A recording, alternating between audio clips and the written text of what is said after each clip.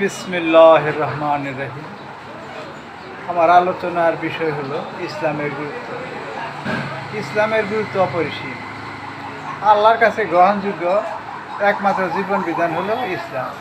তাহলে আল্লাহর কাছে গ্রহণযোগ্য একমাত্র জীবন বিধান হলো ইসলাম।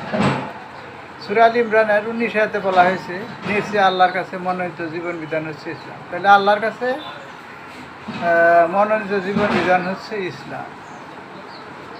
সূরা আল ইমরানের 85 আয়াতে বলা হচ্ছে, যে ব্যক্তি ইসলামকে বাদ দিয়ে অন্য কোনো জীবন ব্যবস্থার অনুসরণ করবে তার কাছ থেকে কিছুই কবুল করা হবে না।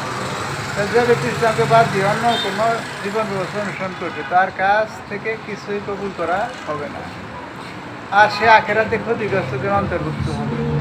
তাহলে যে ব্যক্তি ইসলামকে বাদ দিয়ে অন্য কোনো জীবন ব্যবস্থা অনুসরণ করবে তার কাছ থেকে কিছুই কবুল করা হবে না, আর সে আখিরাতে ক্ষতিগ্রস্তদের অন্তর্ভুক্ত হবে।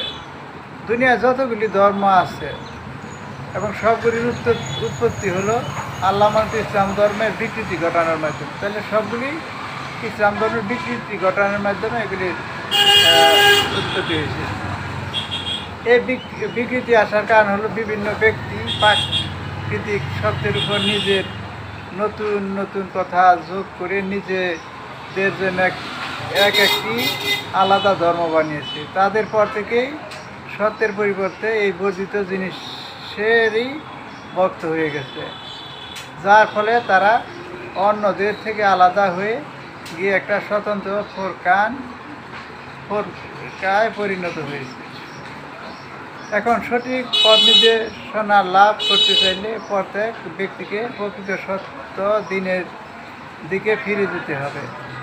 পরবর্তীকালে যাবতীয় বর্ধিত অংশ থেকে এবং তাদের অনুসারীদের দল থেকে সম্পর্ক ছিন্ন করে সম্পর্ক আলাদা হয়ে যেতে হবে। তাহলে ইসলাম ধর্ম ছাড়া অন্য কোনো ধর্ম গ্রহণযোগ্য না, এবং ইসলাম ধর্মকে বিকৃতি করে অনেকে নতুন ধর্মের উৎপত্তি করেছে, এবং যে ব্যক্তি ইসলামকে ছেড়ে দিল সে ক্ষতিগ্রস্তদের অন্তর্ভুক্ত হলো। তাহলে ইসলাম ধর্ম একমাত্র আল্লাহ মনোনীত ধর্ম। এই বলে আমার আলোচনা শেষ করছি। আসসালামু আলাইকুম রহমতুল্লাহ।